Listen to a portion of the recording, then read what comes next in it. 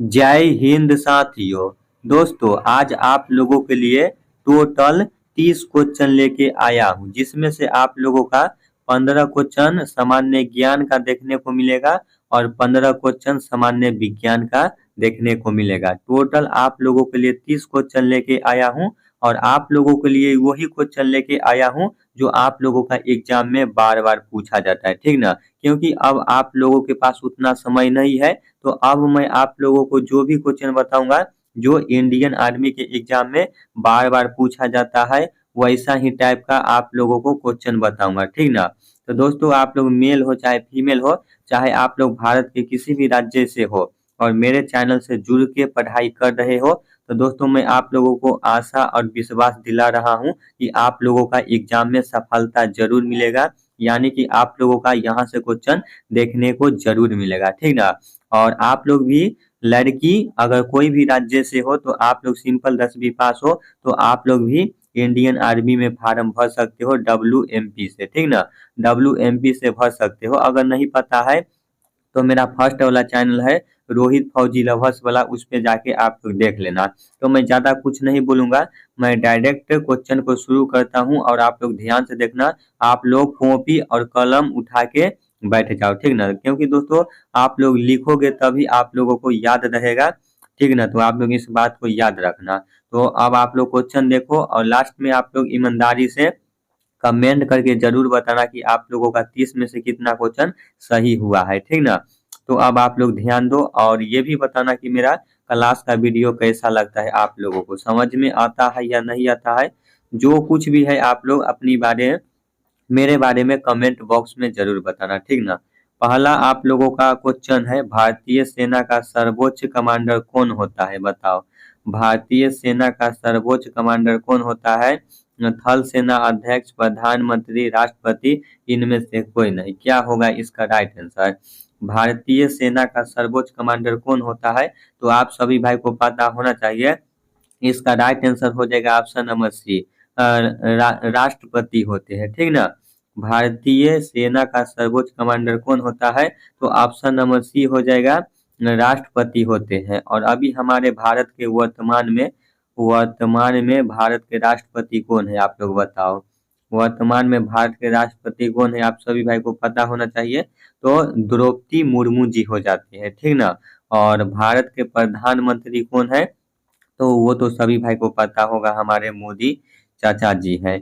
उसके बाद 2 नंबर आप लोगों का क्वेश्चन है, मनीला की राजधानी कहाँ है, बताओ। फिलीपींस, सिंगापुर, इंडोनेशिया, इनमें से कोई नहीं। क्या होगा इसका राइट आंसर? मनीला की राजधानी कहाँ है? तो आप सभी भाई को पता होना चाहिए। इसका राइट आंसर हो जाएगा ऑप्शन नंबर ए होगा, फिलीपींस इज राइट आंसर हो जाता है, ठीक ना। उसके बाद 3 नंबर आप लोगों का क्वेश्चन है, मुख्य निर्वाचन आयुक्त किसके द्वारा नियुक्त किया जाता है, बताओ। मुख्य निर्वाचन आयुक्त किसके द्वारा नियुक्त किया जाता है? मुख्यमंत्री, राष्ट्रपति, उपराष्ट्रपति, इनमें से कोई नहीं। क्या होगा इसका राइट आंसर? आप सभी भाई को पता होगा, आप सभी भाई को पता होना चाहिए कि इसका राइट आंसर होगा ऑप्शन नंबर बी होगा, ठीक ना। राष्ट्रपति हो जाते हैं। मुख्य निर्वाचन आयुक्त किसके द्वारा नियुक्त किया जाता है?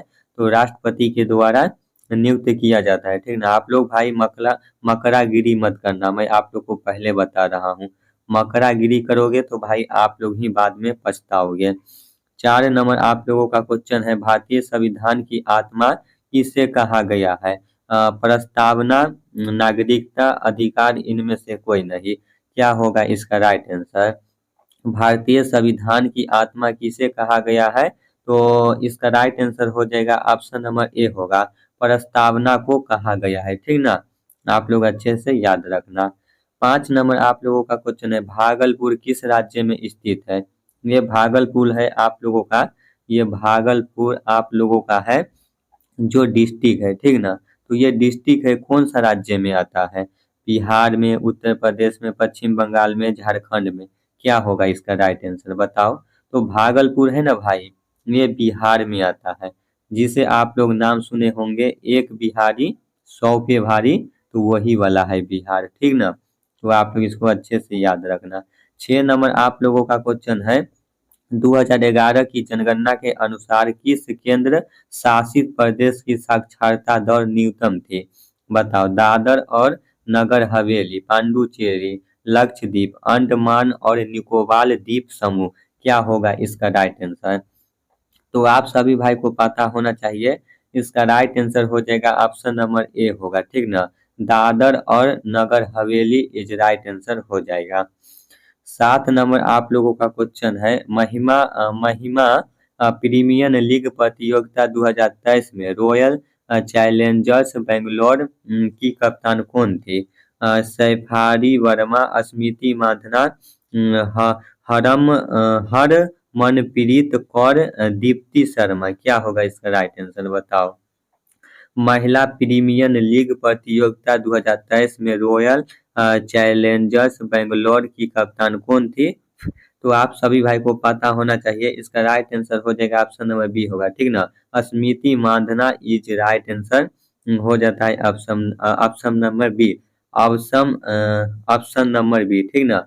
8 नंबर आप लोगों का क्वेश्चन है, कृषि का रबी ऋतु अक्टूबर नवंबर में शुरू होता है और समाप्त कब होता है? मार्च से अप्रैल में, मई से जून में, जुलाई से अगस्त में, सितंबर से अक्टूबर में। बताओ इसका राइट आंसर क्या होगा? कृषि का रबी कृषि का रबी ऋतु अक्टूबर नवंबर में शुरू होता है और समाप्त कब होता है? तो सभी भाई को पता होगा, इसका right answer option number A होगा, मार्च से अप्रैल तक समाप्त हो जाती है, ठीक ना। ऑप्शन नंबर ए हो जाएगा। 9 नंबर आप लोगों का क्वेश्चन है, निम्नलिखित में से किस स्पर्धा में भारत को अपना पहला व्यक्तिगत ओलंपिक स्वर्ण पदक मिला? बताओ कौन सा? कुश्ती में, निशानेबाजी में, मुक्केबाजी में, इनमें से कोई नहीं। क्या होगा इसका राइट आंसर? आप लोगों को पता होना चाहिए, तो इसका राइट आंसर हो जाएगा ऑप्शन नंबर बी होगा, ठीक है ना, निशानेबाजी। निशानेबाजी आप लोग याद रखना। 10 नंबर आप लोगों का क्वेश्चन है, एक समान नागरिक संहिता का उल्लेख किस अनुच्छेद में? बताओ। अनुच्छेद 20, 44, 72, 74। क्या होगा? 64। क्या होगा इसका राइट आंसर? आप लोगों को पता होना चाहिए, एक समान नागरिक संहिता का उल्लेख किस अनुच्छेद में है? तो ऑप्शन नंबर बी हो जाएगा, 44 अनुच्छेद में, ठीक ना। अनुच्छेद 44 आपका इज राइट आंसर हो जाएगा। 11 नंबर आप लोगों का क्वेश्चन है, आईसीसी महिला T20 वर्ल्ड कप 2024 किसने जीता था?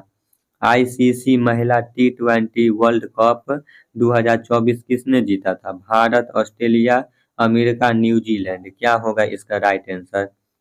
आप सभी भाई को पता होना चाहिए इसके बारे में। इसका राइट आंसर होगा ऑप्शन नंबर डी होगा, ठीक ना, न्यूजीलैंड आपका इज राइट आंसर हो जाता है।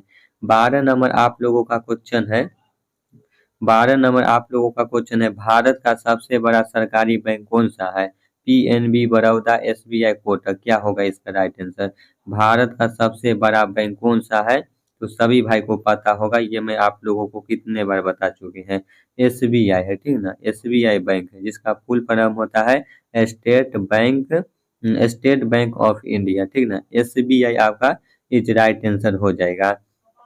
13 नंबर आप लोगों का क्वेश्चन है, कनक रिले जिन्होंने नालंदा नृत्य अनुसंधान केंद्र की स्थापना की, भारत के निम्नलिखित में से किस शास्त्रीय नृत्य शैली की कला थी? मणिपुरी, कथक, मोहिनी अट्टम, इनमें से कोई नहीं। क्या होगा इसका राइट आंसर? आप लोग बताओ। इसका राइट आंसर हो जाएगा ऑप्शन नंबर सी होगा, ठीक ना, मोहिनी अट्टम आपका इज राइट आंसर हो जाता है, ठीक ना। 14 नंबर आप लोगों का क्वेश्चन है, महिला प्रीमियर लीग प्रतियोगिता 2023 में रॉयल चैलेंजर्स बेंगलुरु की कप्तान कौन थी? ये दोस्तों क्वेश्चन ऊपर भी गया है, और इसका राइट आंसर होगा ऑप्शन नंबर बी होगा, ठीक ना, स्मृति मांधना। ये क्वेश्चन 2 बार टाइप हो गया है। 15 नंबर आप लोगों का क्वेश्चन है, मौर्य वंश का संस्थापक कौन था? अशोक, अकबर, चंद्रगुप्त, इनमें से कोई नहीं। तो इसका राइट आंसर हो जाएगा ऑप्शन नंबर सी होगा, ठीक ना, चंद्रगुप्त मौर्य जी हो जाते हैं। मौर्य वंश के संस्थापक कौन थे? तो Chandragupta Maurya ji is right answer हो जाता है। अब यहाँ से आप लोग विज्ञान का क्वेश्चन देखो। पहला क्वेश्चन है आप लोगों का, पोटेशियम पर मैग्नेट का रासायनिक सूत्र क्या है? KMnO, KMnO4, K2MnO4, KMNO3 इनमें से कोई नहीं।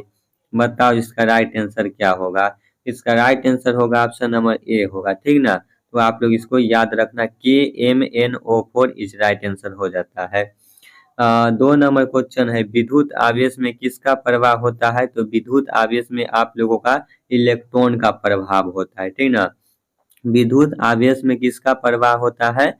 तो विद्युत आवेश में इलेक्ट्रॉन का प्रभाव होता है, ठीक ना। 3 नंबर आप लोगों का क्वेश्चन है, वायु दाब किस यंत्र से मापा जाता है। तो वायु दाब आप सभी भाई को पता होना चाहिए।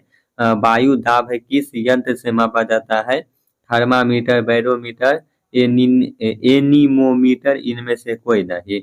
तो इसका राइट आंसर हो जाएगा ऑप्शन नंबर बी होगा, ठीक ना। बैरोमीटर से वायु दाब मापा जाता है।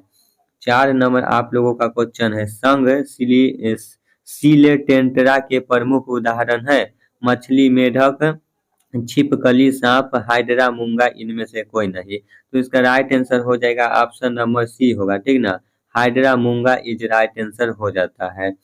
5 नंबर आप लोगों का क्वेश्चन है, लोहे को जंग लगने की प्रक्रिया क्या कहलाती है। तो लोहे को जंग लगने की प्रक्रिया ऑक्सीजन कहलाती है, ठीक ना। लोहे को जंग लगने की प्रक्रिया क्या कहलाती है। तो लोहे को जंग लगने की प्रक्रिया को ऑक्सीजन यानी ऑक्सीजन कहलाती है। 6 नंबर आप लोगों का क्वेश्चन है, पेट्रोल को शुद्ध करने की विधि है। आसवन विधि, निष्पदन विधि, वाष्पीकरण, इनमें से कोई नहीं। बताओ। तो इसका राइट आंसर हो जाएगा ऑप्शन नंबर ए होगा, आसवन विधि हो जाता है। पेट्रोल को शुद्ध करने की विधि क्या है। आसवन विधि है। 7 नंबर आप लोगों का क्वेश्चन है, पौधों में हरा रंग किसके कारण होता है। क्लोरोफिल के कारण, कैरोटीन के कारण, टेफ्लॉन के कारण, इनमें से कोई नहीं। क्या होगा। पौधों में हरा रंग किसके कारण होता है। तो क्लोरोफिल के कारण होता है। ऑप्शन नंबर ए हो जाएगा। 8 नंबर आप लोगों का क्वेश्चन, विटामिन ए की कमी से उत्पन्न रोग कौन सा है।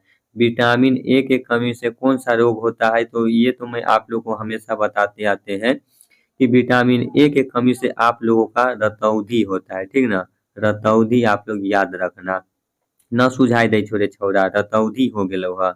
तो इस तरह से आप लोग याद कर सकते हो, विटामिन ए के कमी से।